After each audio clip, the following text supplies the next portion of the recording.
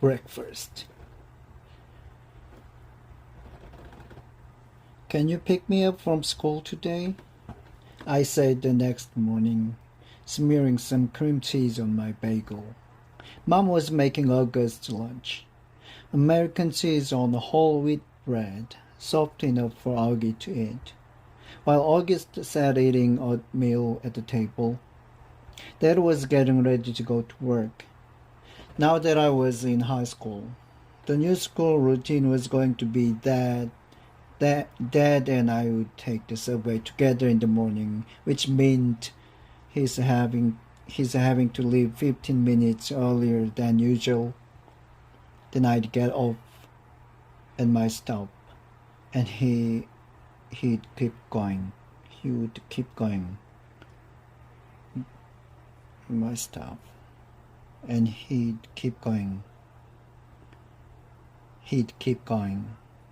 And Mom was going to pick me up after school in the car. I was going to call Miranda's mother to see if she could drive you home again. Mom answered. No, Mom, I said quickly. You pick me up, or I'll just take the subway. You know I don't want you to take the subway by yourself yet, she answered. Mom, I'm 15. Everybody my age takes the subway by themselves. She can take the subway home, said Dad from the other room, adjusting his tie as he stepped into the kitchen. Why can't Miranda's mother just pick her up again? Mom argued with him. She's old enough to take the subway by herself, Dad insisted. Mom looked at both of us. Is something going on? She didn't address her question to either one of us in particular. You'd know if you had to come back to check on me, I said spitefully, like you said you would. Oh, Gatvia, said Mom, remembering now how she had completely ditched me last night. She put down the knife she was using to cut Augie's grapes in half. Still a choking hazard for him. Choking hazard for him because of the size of his palate.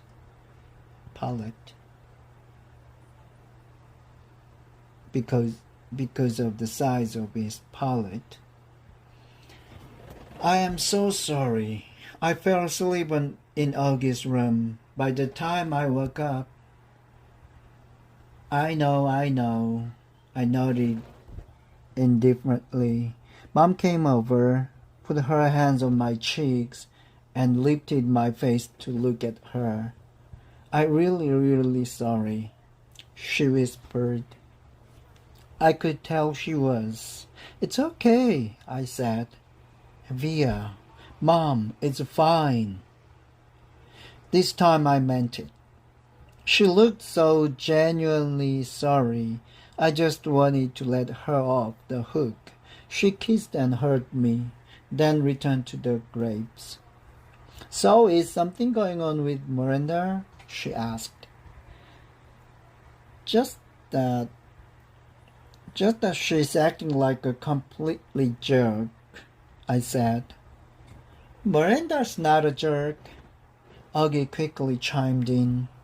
She can be, I yelled. Believe me. Okay then, I'll pick you up, no problem, Mom said decisively, slipping the half grapes into a snack bag with the side of her knife. That was planned all along anyway. I'll pick Augie up from the school in the car.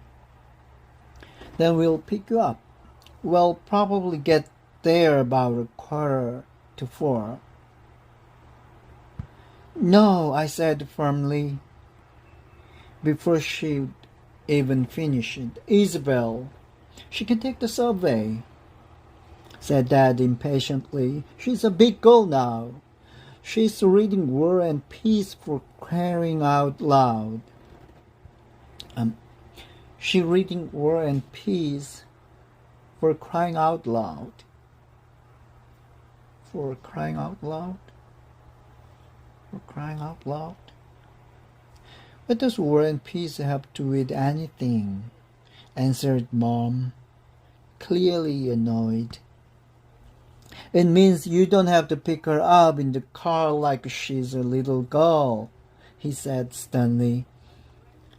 Via, are you ready? Get your bag and let's go. I'm ready, I said, pulling on my backpack. Bye, Mom. Bye, Augie. I kissed them both quickly and headed toward the door. Do you even have a Metro card? Mom said after me. Of course she has a Metro card, answered Dad, fully exasperated. Ish, Mama, stop worrying so much. Bye, he said, kissing her on the cheek. Bye, big boy, he said to August, kissing him on the top of his head. I'm proud of you. Have a good day. Bye, Daddy. You too. Dad and I jogged down the stoop stairs and headed down the block. Call me after school before you get on the subway. Mom yelled at me from the window. I didn't even turn around, but waved my hand at her so she'd know I heard her. Dad did turn around, walking backward for a few steps. War and Peace, Isabel, he called out, smiling as he pointed at me. War and Peace. Wow, genetics. Genetics 101.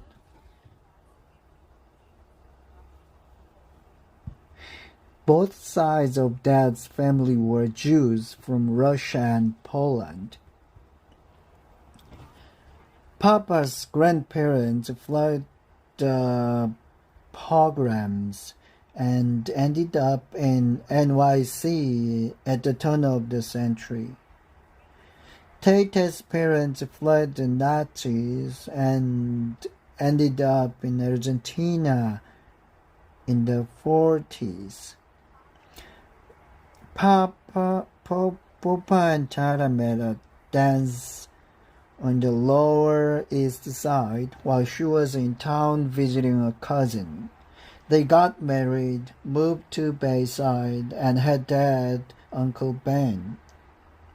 Mom's side of the family is from Brazil, except for her mother, my Pilgrims, and her dad, Augusto, who died before I was born. The rest of Mom's family, all her glamorous aunts, uncles, and cousins, still live in Alto Leblon, a ritzy suburb south of Rio.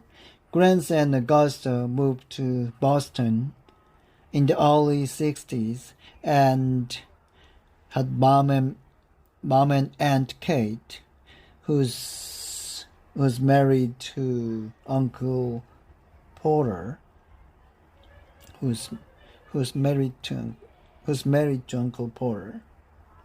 Mom and Dad met at Brown University and have been together ever since.